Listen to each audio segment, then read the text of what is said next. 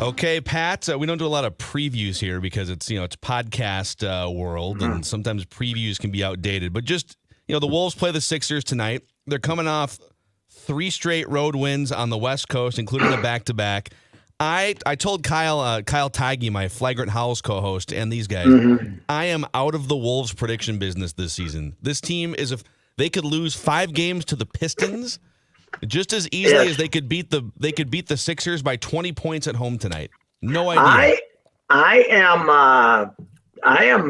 up on the on the NBA this year because it is more unpredictable than it has been in years, in my opinion, and especially in the West. But yes, it is frustrating when you tank one at home to Charlotte, and then you could go out and see the way they played on the road after losing to a Golden State team that tried to give them the win, and then they win the next 3 out there. So they are totally unpredictable. And here's what's astounding: I was exchanging text this morning with a prominent local journalist about how the whole cat thing is just sailing right along. We're just like, it's just not people just have forgotten it's not an issue really right now. So, and the way Nas is playing, it is true. Who cares? But Jen and I were talking about this yesterday.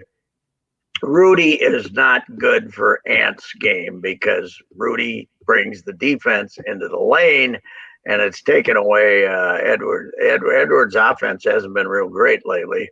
And I think him not being able to get to the basket because Rudy's clogging up the lane has something to do with that.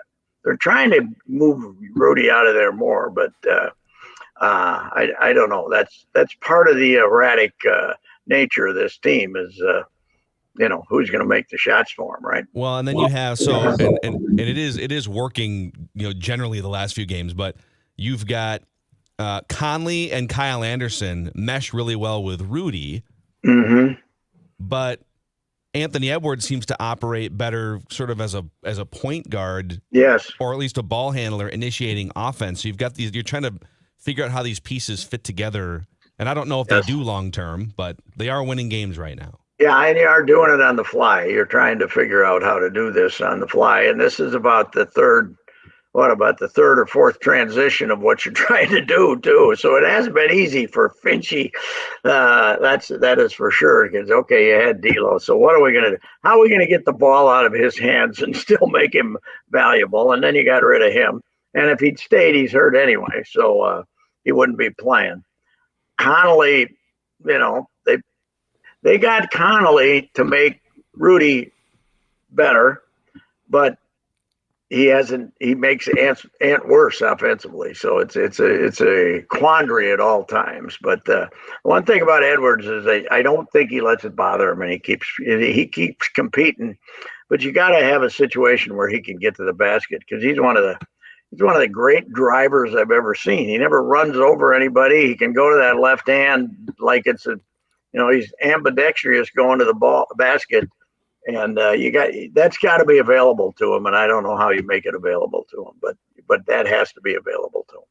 So, Patrick, if all this stuff starts to figure itself out, and it looks like at least some of this has, my question is this: how the hell do you, if and when Cat comes back, what do you do? Like, I mean, he's a great player when he's playing; he can play, but like, this has taken so long now to get into a sync and into something that looks like it might actually work. What's the step if Cat comes? I don't have any idea.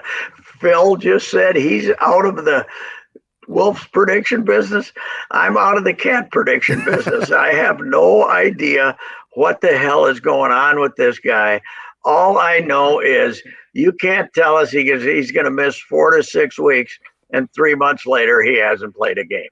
So there's he has missed 45 consecutive games, and there's no indication that he's going to play another one anytime soon.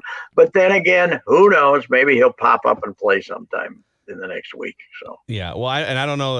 This is just me sleuthing around on Instagram, but I saw our guy Jeff Munichie, he's the vice president of fan experience. Been with the Wolves for 30 years.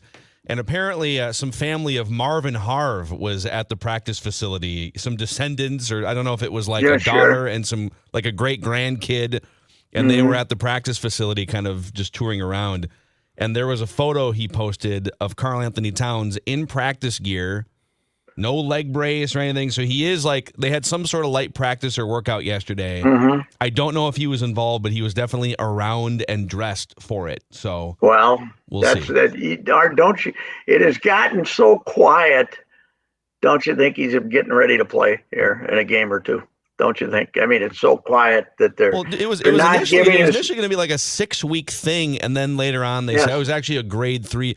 The mystery has risen to the level now where I was listening through Bill Simmons and Ryan Russillo yesterday on their podcast, and like an hour into it, even they brought up like, where's Cat? What's happening? Why has there been like no information on his whereabouts? What's happening?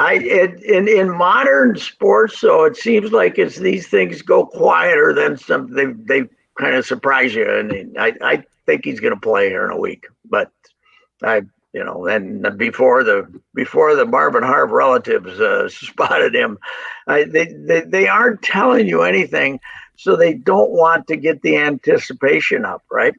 In case he decides he can't play anymore. But I got a hunch he's going to play. But what is he going to play? He comes back, he's going to play 10 minutes, right? 8 minutes, and he's going to be he'll play behind Nas, he'll play behind Rudy, you think he'll come off the bench to start with? Oh, heavens, yes, I would think. Because, unless, how they've been practicing, people haven't seen him much at practice. So they haven't even been practicing together. And the whole team is somewhat new since he got hurt. Hey, hell, we were all younger when he got, when he last played. We were all Those were the days, weren't they? Yeah, those were the Studebaker was the big part. It was great. Yeah, it was great. Yeah, I remember that Dodge Colt they had when he stopped playing. That was a hell of a car. But what is amazing to Judd's question, and I don't know what the hell is going to happen these last 18 games or whatever. Yeah. Zero clue. But you have a third team All NBA, 40% career 3-point shooting unicorn that you're about to plot back on this team, and it can either blast the Wolves off to where they get to this new level, and Mike Conley is able to get everything to fit perfectly together, and they make room for Anthony Edwards, and you're adding this incredible piece to something that's going in the right direction. Or it could just make everything clunkier and derail you, and you lose 6 straight games, and I have no idea which path it's going to go. Yeah, I don't have any. And he's a fascinating athlete in this market because I looked it up, his first 3, well, not his first 3 years, but his 3 years with our guy Tibbs, right? Yeah. 209 games counting the playoff they were in. He played 209. He played them all. Yeah. Now, I suppose people could say that's why he strained his calf 4 years later or something like that. And he always has said the right thing about Minnesota. It's never like, I want to get out of here. He's always said, I like it here. He's always said that, even though we all get the impression in our heart, he'd love to be out of here and in a big market, but he's never said that. He's never really gave us that hint. But now he's never been, there's always been a skepticism about him, I think, even with the people who wanted to be a fan of his. And now, of course, that skepticism has soared to new heights because he hasn't played in 3 months. But it's got to be kind of nice. I mean, think about it. I'm not trying to mock him here, but if you're him and you go out and derail 3 playoff games with your petulant behavior and your dumb fouls, and you're mysteriously just out for like 3.5 months with a calf injury, and no one really, outside of maybe a couple people here and there, maybe our show or whatever, like you don't really get that much heat for any of it. No one's really probing, so you can kind of just lay low. If the first time he gets off the bench and comes into a game, if it's at home, there's going to be a roaring ovation from 17,000 people. So. By the way, your guy Tibbs, the Knicks have won 9 straight games. 9 in a row. They're now the 5 seed in the Eastern Conference, 12 games over 500. And the Cavs, unfortunately for them, if it stays the same, they'll have to play the Cavs in the first round, and the Cavs are good.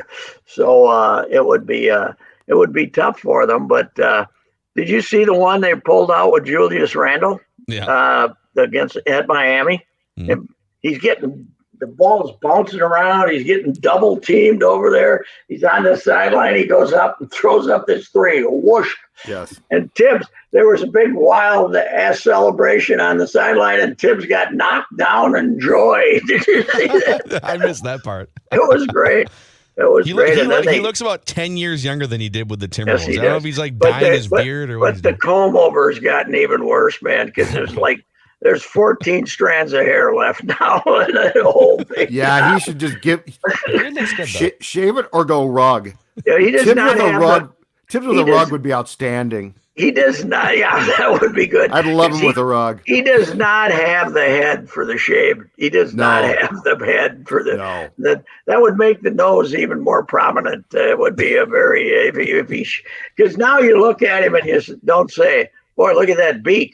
You say, "Look at that Yeah. terrible comb over." So The beard helps a little bit now, though. He grew the beard, and it actually distracts you a little bit more, I think, from the hair remaining on his head. But how about the way he's changed his coaching style from since he was here? They're scoring 130 points a game. They're taking 43s.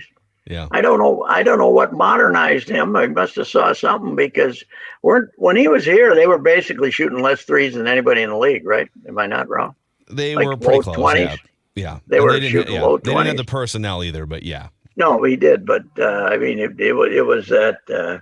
Of course, his problem here was he was considered a defensive specialist, and they played terrible defense, which is a problem. But maybe because you have terrible defensive players, I don't know. Hey, I didn't know that our guy Jaden McDaniels has a brother, Jalen, who just got traded to the 76ers, and he got 20 points the other night, and they're going to be playing against each other tonight. That'll be interesting. The more you know. We're still looking for a nickname. You know, people are trying to figure out what is Jaden McDaniels is one of the best defensive players in the league. And I heard Jim Pete and Michael Grady trying to figure out what should we call him. So if you have any ideas for nicknames, someone suggested because Kevin Durant has rejected the Slim Reaper nickname. That it's available. It's like a website domain that you can just go and buy. You got to score more than this kid though to be the Slim Reaper, don't you? Yeah. He has a good night once in a while and gets 20, 21. But he's a really good asset on the team because he guards people and he can make a shot. But I don't think he's up to the Slim Reaper standards. No, I like Jaden McDefense. I saw that on our YouTube That's channel. not bad. That's Jaden not bad. or just McDefense. Maybe we just get rid of the first name. Yeah. I'm big on like first names. Jaden. That's good enough for me. I don't need some goofy. You don't need the nickname? Not. Now I'm the guy that gave Rodney Caruso or Rodney and stuff like that. And Carl Willis. The big train. I gave him the big train. Yeah. He still is very happy about that. He says that, it really vaulted his career, made people talk about something outside of his spitball. Oh, nothing wrong with that. He's a great character, by the way. And did a fine job with the Tribe last year as their pitching coach, right? So, yes. Yeah, it's and meanwhile our hockey team is just rolling along. And I had this thought today, a question. I don't know. Is Ryan Reeves still playing? Yeah. Fourth He's line. Still on the fourth line. Been scratched once since he got here. So what's he play? 10 minutes? Yeah. Just fourth line. It's Yeah. 10 minutes. Not ton. There hasn't been much goonery from him, has there? No, because guys won't for the most part fight him. I think he's been in 2 fights since he got here. One was spontaneous and one was against an Islander who is about his size. He's like Patrick Swayze in Roadhouse. He just and then they don't wanna Luke's fight him. presence alone is in Calgary. Who's he skating with then? Dewar and Mason Shaw. So he just wanted that line to go out there and not get scored on, right? And then go back to the bench Yes. 40 seconds later. Is that right? Okay. Yes. That doesn't sound like a line that's going to get a lot of duty when you get in the playoffs. So Patrick, you get in the third period of a 1-goal game, we might not see that line in the playoffs. Is that what you're telling me? Yes. The more important question is this. In 2003, as I recall being on the beat with you, you went to every game that the Wild played. Yes. Are you prepared for a repeat of 2003 watching shutdown hockey with bad deadlines? I believe I counted it up.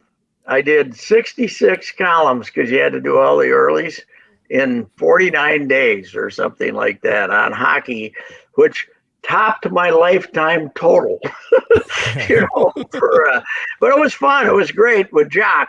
I don't know if it'll be as much fun. It would be as much fun with Emerson, but it was great with Jock because every day he would be so creative in telling you nothing. It was wonderful, but he was hilarious, just a hilarious guy. And of course he had, and you know what? This guy's going to have Emerson the same as Jacques, the goalie controversy, not telling us who's going to play goal.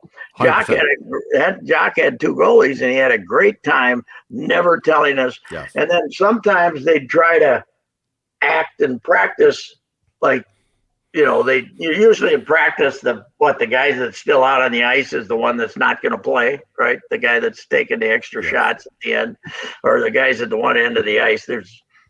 You can tell in practice, but Jock didn't even want to give us that hint. He would mix that up so you wouldn't be sure who was going to play goalie that night. So we got that, and that's a big deal. In the Twitter age, it's a big deal. Who can tweet out first who's going to be in the goal tonight from what they saw in practice. Right? The best Jock was of that entire thing. I thought the best thing was at a press conference. I think it was when they were in the second round, about halfway through at home. And I love this. Jacques would sequester the players in a hotel for home games. Yes. And somebody said, what? Why? You're at home, blah, blah, blah. And he says, because if these players are at home, the wife says, got to take out the garbage. The baby poops. You got to change the diaper. I don't want any of that. Yeah, right. Mine with him, as I've mentioned many times, was one day it's the third series probably we're playing, and it's been 35 days. I said, what is all this nonsense about not telling us who's going to play? What is all this silliness about no information? He says, no information? I give you too much information, he says. I always repeat that. I give you too much information. It was fun. It was fun. It was great. I remember him. I remember being on a plane coming home from Vancouver when we knew we were going to go back there, and lining up, being on the cell phone on the plane, lining up $1,300 flights from to Vancouver and stuff. That was back in the day when the newspapers were still printing money back then. But meanwhile, I saw Chris Hine on the road after the LA Lakers game on Friday night. He tweeted out late that night, said, "Sorry, everyone. I won't be at the Kings game. Couldn't find a flight for under $700 or something." Yeah, right. And someone's like, "Doesn't the newspaper pay for your travel?" He goes, "Yes, but within reason. Sacramento's a tough one." And the other point of it is with the modern deadlines they have now, you're writing for online. That neither of those games on the West Coast got in the Sunday paper. Right? So. Mm-hmm.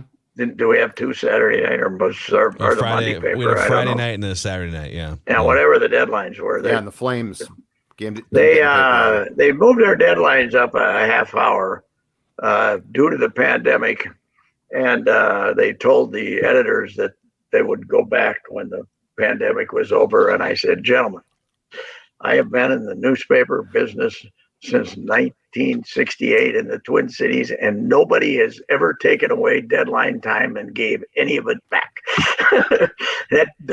Once they get it, they don't give it back to you. So that's the case. So anyway, the funny thing is, I don't understand that, but this is inside newspaper, but we're printing so many less newspapers than we used to. Why do we have the early deadlines? What do I got to do with it? We should do a roundtable and fix the media, the media industries one by one. Okay, mm-hmm. For newspapers, you guys get for TV. How about we don't tease Coming up next, we're going to tell you if the Wolves hung on in Los Angeles tonight. Stick Yes, around. yeah. We already Tell know. us We know. now. Tell us now. Okay. Hey, by the way, right here yesterday on SKOR North, our St. Thomas Tommies fought mightily against Oral Roberts, lost only by 5. They had a lead. I watched the whole game. They had a lead late, like with maybe 6 minutes left, and then Oral Roberts has this 7'5" praying mantis that just, Yes, right. these poor St. Thomas kids are all my height, just trying to run around and find a layup somewhere. They didn't lose a game in the league this year, I don't think. I think No, they were unbeaten in the league. And I think they went to the, was it the Sweet 16? Couple years They have like ago, wasn't 3 it? or 4 starters left from their Sweet 16 run. Really? Yeah. Well, and the good news for them is if somebody gets hurt, they still got Oral's relatives can come in and heal them. That's the way that it used to work. My old man, Oral healed people. He was one of the guys that big TV shows were big in the 60s, the Oral show, and at the end he'd come up, and if you had a bad problem, he'd put his hands on you and heal them. My old man thought that was the funniest show on TV. He never missed it. He loved it. He'd always come up to you and go, heal. Well, if Karl-Anthony Towns doesn't come back in about 10 days from that calf injury, I think we've... Yeah, Oral's got to have a grandson somewhere they could put hands on. He's going to play... How many games are they home for? Just right now? Is this a home stand? It's 2, right? Brooklyn on Friday, and then they're back on the road. Okay, maybe next time. Maybe next time they're home. I don't think write they that have down, like Pat? 5 home games left. Let's get to write that down from Pat since the Badgers screwed him. I'm going to write it down that he will return to the lineup in the next 4 games. Okay, so Philadelphia, Brooklyn at home, Atlanta on the road, Boston at home. Those are your next 4. At Boston. He will return by the Boston game here at the latest. Because you're going to lose that game probably anyways, right? So you might as well try and work him in and Celtics see are what struggling happens. right now. Celtics are having some problems. Yes, they've lost the double overtime to Tibbs, and then they lost to Cleveland, and then they blew a 14-point lead against somebody last night. I can't remember. Cleveland was last night. Cleveland's good, man. Ooh. That's J.B. Bickerstaff has got himself a hell of a good ball club. He's really a great kid. He was not kid anymore, but he was kind of a Gopher bench warmer. Do you guys know him at all? Do you meet him, Phil, at all? I never met him. I remember watching him with the high socks when he was. He was I don't even know if he started much, but he's a smart kid, and he's had about 3 jobs, and they did him a big favor when they went and got Donovan Mitchell. I'll tell you that. And that backcourt, him and Garland, are fantastic. It's a really good backcourt. Yeah. For instance, it's a better backcourt than the Gophers have. Just a little bit. When do our Gophers debut? Tomorrow, right? They play Nebraska tomorrow. Is that the Big Ten tournament? Man. In the Big Ten tournament. Yeah, first game. tournament. I'm sure. And then they'll be done, thankfully. Yeah, well, we can check out of the hotel beforehand. Put your luggage in the bus. We're going home anyway. Save some money. All right. Amazing. All right, Pat, we'll talk to you. Joey Gallo piece today in the Star Tribune. Is Joey? What's with Joey? Joey's getting some singles. I don't know what's going on here. Well, Joey was 3 for 3 the other day. What if Joey? They are moving an outfielder as predicted over to where the third baseman would be, but that leaves one outfielder between like right center to the left field foul pole. So if you can just hit fly balls to anywhere basically over the center field. I was telling Judd they aren't going to ban that because they want something novel like that to attract people's attention, right? They like the fact that left field is going to be wide open, and people will say, "Hey, did you see that?" They didn't have a left fielder, so anything that makes you mildly curious about baseball, they're in favor of it right now. Yep. And one more thing, our Loons Saturday night home game could be 12 inches of snow. Look out! Gear up. They've done it before. They've done it Have. before. We'll freeze the opponent again. They'll all end up in the hospital, and we'll have the W. Bring on Honduras. Come on, let's go. That's right. All right, gentlemen. See you, Pat. All right, Reusse Unchained, SKOR North YouTube channel and the Reusse Unchained podcast.